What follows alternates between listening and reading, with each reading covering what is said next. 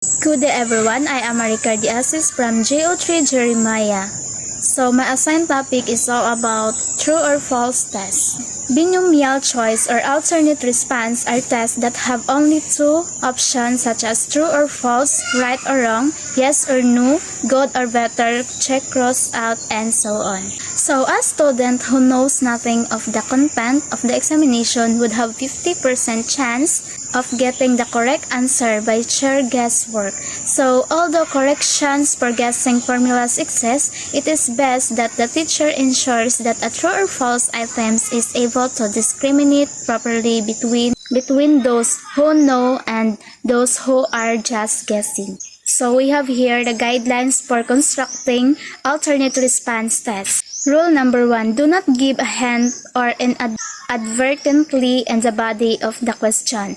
So, for example, the Philippines gained its independence in 1898 and therefore celebrated its centennial year in 2000. So, obviously, the answer is false because 100 years from 1898 is not 2000, but it is 1998.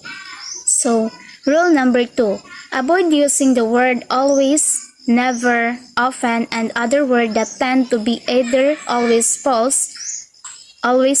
Example, Christmas always falls on a Sabbath because it is a Sabbath day. So the statement that use the word always are almost always false. A test-wise student can't easily guess his way through a test like this and get high scores even if he does not know anything about that test. Rule number 3. Avoid long sentences as they tend to be true. Keep sentences short. For example, tests need to be valid, reliable, and useful, although it would require a great amount of time and effort to ensure the test possesses this test characteristic. So notice that the statement is true. However, we are also not sure which part of the sentence is denied true by the student. It is just fortunate that in this case, all parts of the sentence are true and hence the entire sentence is true. So next, rule number 4. Avoid trick statement with some minor misleading word or spelling anomaly, misplaced phrases, and etc. A wise student who does not know the subject by detect this strategy and thus get the answer correctly. So, the raven was written by Edgar Allan Poe. Allan is misplaced and the answer would be false. This is an example of a tricky but utterly useless item. Rule number 5. Avoid quoting verbatim from reference materials or textbooks. So this practice sends the wrong signal to the student that it is necessary to memorize the textbook word for word, and those of higher level thinking skills is not given due importance. So rule number 6. Avoid specific determiners or give away qualifiers.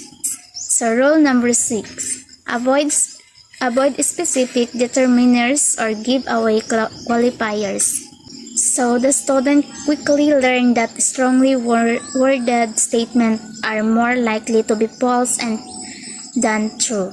For example, the statement tends to be correct. The word usually leads to the answer. Rule number 7. With true or false question, avoid a grossly disproportionate number of either true or false statements or even patterns in the occurrence of true or false statements. So, for aids of correction, teachers sometimes create a pattern of true or false answers. Student will sense it and may arrive a correct answer not because he or she really knows the answer but because he or she senses the pattern. Rule number 8. Avoid double negative. This make test item unclear and definitely will confuse the student. The test item simply means the changes is early childhood and changeable. So That's all my report. Thank you and God bless.